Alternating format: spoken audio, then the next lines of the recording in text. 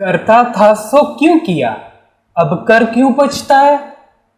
बोया पेड़ बबूल का, आम कहां से खाए। कबीर साहब कह रहे हैं कि जिन बुरे कार्यों को तू करता था वह तो तूने क्यों किया ये तुझे खुद भी नहीं पता। अब करने के बाद पछताने का क्या लाभ होगा।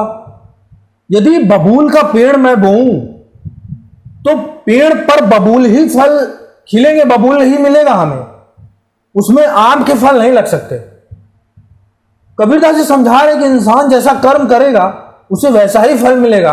मतलब लोग आज कुछ भी कर रहे हैं, आजकल लोग कुछ भी कर रहे हैं, कुछ भी अपनी जिंदगी की शैली बना के रखे और उसी को सही मान रहे हैं।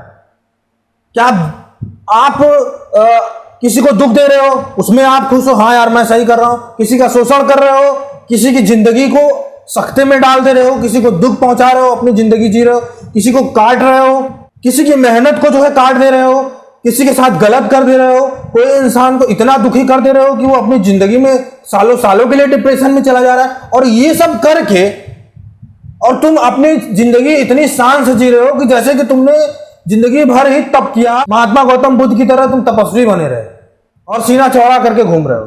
तनिक अपने कर्मों पे भी नजर डालो कि इंसान जैसा कर्म करता है उसके सामने वैसा ही आता है। इंसान का कर्म उसका आईना होता है।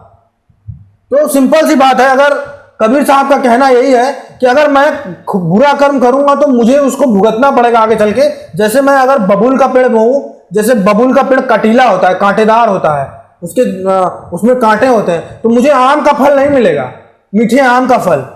जब आप अच्छे कर्म करोगे, अच्छे कर्म अपने अंदर उतारोगे, अपने भावों में लाओगे, तब आपकी आगे आने वाली पीढ़ी भी अच्छी होगी, आपके कर्म भी अच्छे होंगे। जैसा कर्म आप करोगे वैसा ही कर्म आपकी पीढ़ी भी करेगी, उससे बुराई करेगी, उससे अच्छा नहीं करेगी। और ये नियम सबके लिए है। चाहे भगवान ने संसार में अवतार लिया, उन्होंने सही करके भी उन्होंने श्राप झेला है। धर्म की रक्षा के लिए उन्होंने, भगवान कृष्ण ने महाभारत का युद्ध कराया था और जितने अधर्मी थे कौरव पक्ष के उनको मरवा दिया था। बाद में उन कौरवों की माता गांधारी ने उनको श्राप दे दिया, उनके कुल के पूरे विनाश होने का श्राप दे दिया। आप देखो इसे उठा के, उनको भुगतना पड़ा। किसी को दुख दोगे तो उसके दिल से आवाज निकलेगी, ये लाजमी है। चाहे माँ बाप हो, चाहे आपका मित्र हो, चाहे आप किसी से प्रेम करते हो, चाहे कुछ भी हो, चाहे आपका पति हो, पत्नी हो, पुत्र हो, माँ हो, कोई भी हो, और इसका दंड आपको भुगतना पड़ेगा। क्योंकि सबके ऊपर कोई ना कोई है और जिसके ऊपर कोई नहीं है उसके ऊपर वो है, ये याद रखना।